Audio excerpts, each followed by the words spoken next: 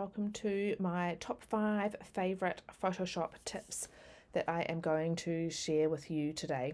My first tip is going to be getting a background colour. So I'm going to click background here, I'm going to go up to layer, new fill layer, solid colour, OK, and it will bring up this panel here, and it means that you can scroll around and see in live time the colour change in the background here as you move this around. So you can go up and down here to change the colour, and then move it around in here to see what you like the look of. And let's just chuck it on green. Okay, tip number 2 is how to change the colour of this. So you've painted this, it's beautiful, it's lovely, but you want it to be purple. So what you're going to do for this is, I like to click, so I want the flower to be purple, click on the flower, go to adjustments, come here to hue and saturation, and then I'm going to right click and create a clipping mask. This means the colour changes are only going to happen on this motif here. So I'm going to click the hue slider and I'm going to slide it around until I get a colour that I want. You can kind of get any colour there, but we've said purple, so let's go purple. I can use the saturation to make it brighter or lighter, all the way down to black and white, and then I can also change the lightness. I can drag the lightness up or all the way down. I don't normally have the lightness too much. Sometimes I might lighten it a little bit, darken it a little bit, but I don't really want to go right to the other ends of the scale. And the best thing about this is you've got the little eye, so you can turn that off and see the colour that it was before. Tip number 3 is smart objects. You need your items to be smart objects to be able to use pattern preview properly. I am going to show you how to turn these into a smart object. You right click on the layer and go down to convert to smart object, and then it comes up with this little thing here so that you know that it is a smart object. You can make a shortcut for this if you want to. I have one, but for the sake of today's class I will convert them like that. Tip number 4. This is the easiest way to make patterns in Photoshop. Go up to view, go to pattern preview, and we magically have a pattern.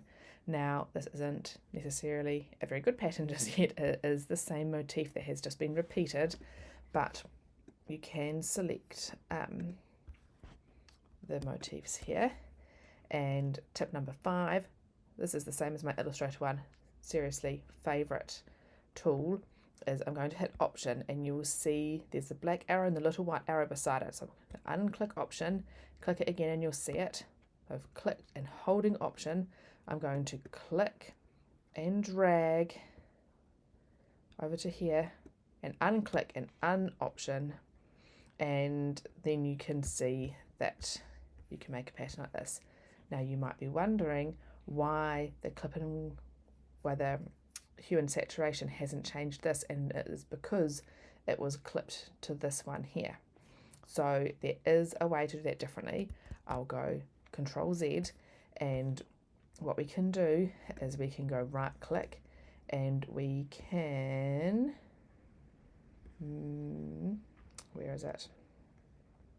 We don't want to merge visible.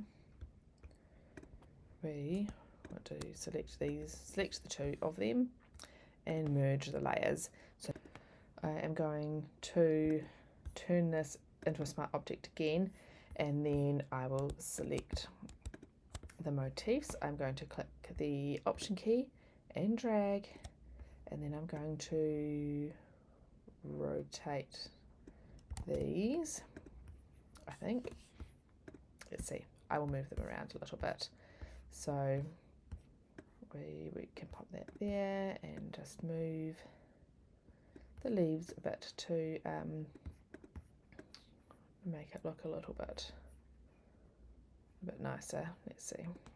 So yeah, you can move these around however you want to fill the space nicely, and you'll be able to see a preview of the pattern right here and if you save the file, it will save this blue box, and that is your repeating square.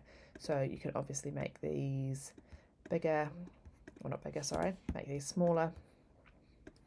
Because they're a smart object, you can make them bigger again, but not bigger than their original size, and move these around as you like to make a pretty pattern.